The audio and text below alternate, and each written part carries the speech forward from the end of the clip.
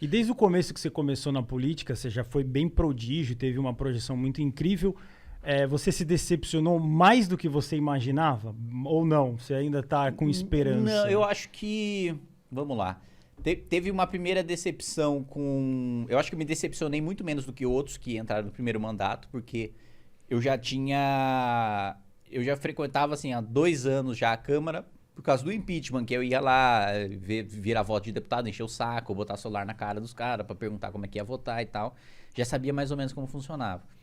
Mas uma decepção é a burocracia para você aprovar, a burocracia e mais, a quantidade de trabalho para pouca produtividade.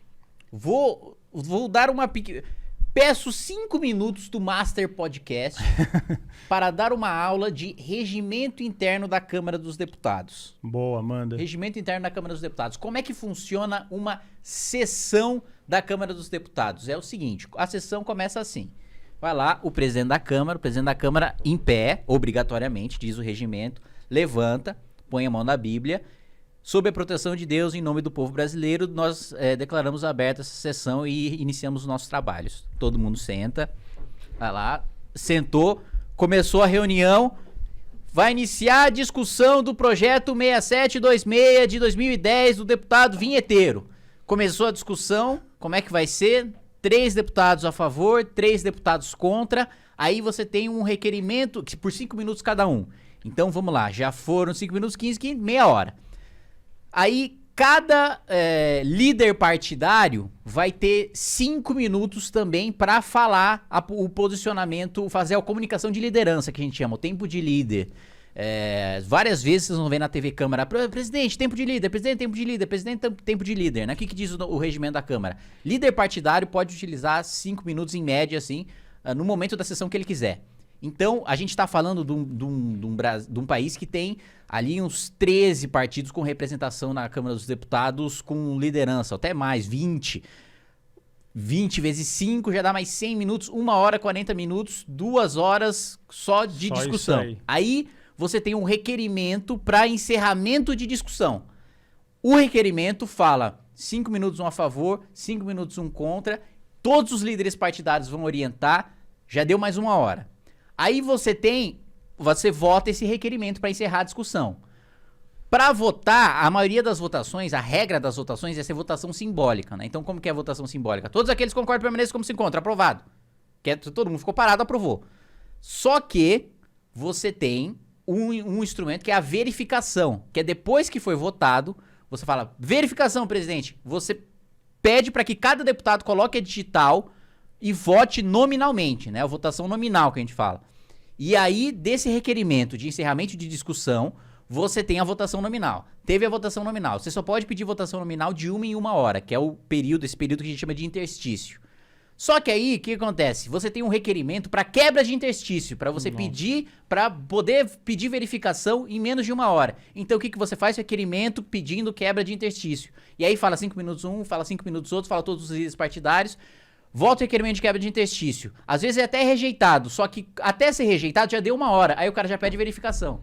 Aí pede verificação, tem isso, aí começa a votação do projeto. Só que aí você tem a retirada de pauta, o adiamento de discussão por 3 sessões, por 2 sessões, por 1 sessão, a gente vota tudo isso, 5 minutos um, 5 minutos outro, 5 minutos um, 5 minutos outro, todos os líderes partidários, todos os líderes partidários, todos os líderes partidários. Aí, verificação em um, verificação em outro, quebra de interstício em um, quebra de interstício em outro, quebra de interstício em outro. Ou seja, a gente fica 2 semanas pra votar um projeto. Então não é mais fácil botar um rei lá pra eliminar toda essa burocracia? Isso aí o problema qual que é o grande problema de colocar um rei lá pra decidir tudo? É que se você fizer cagada, não tem como segurar. Então, a gente podia colocar o vinheteiro, né? O rei Salomão era bom, era o mais sábio dos reis, né? Não existem mais não dá mais grandes reis, não grande existem. rei, né? Um cara, você acha que é impossível um cara tocar direitinho? Um déspota esclarecido? Não conheço ninguém não que eu confiaria isso não, porque porque você acha que o poder ele muda as pessoas, né? Isso eu discordo. Eu acho que só mostra o que o cara é. Mostra o que é. Mostra, porque se o cara que, sei lá, vive a vida toda na merda e chega no poder e se torna um cuzão, ele sempre foi um cuzão, só não tinha um poder pra ser. É Mas e a Inglaterra lá, que até hoje... Ela ficou anos lá, era uma monarquia de verdade, né? Tinha lá, acho que sei lá quem foi a última lá. Mas na época da Rainha Vitória, as coisas não iam bem para a Inglaterra.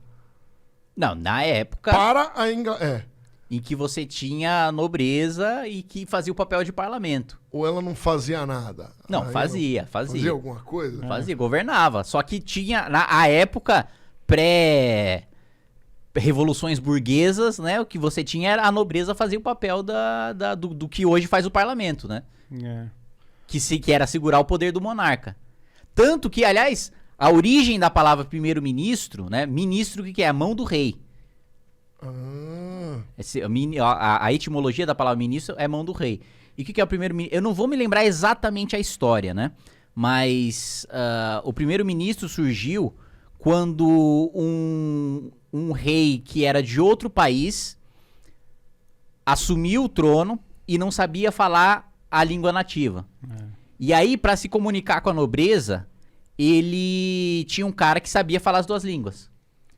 Esse cara foi o primeiro-ministro. Porque era a única pessoa que sabia fazer a interlocução do rei com a nobreza. Então ele foi a primeira mão do rei, o primeiro-ministro, e daí que surgiu a nomenclatura.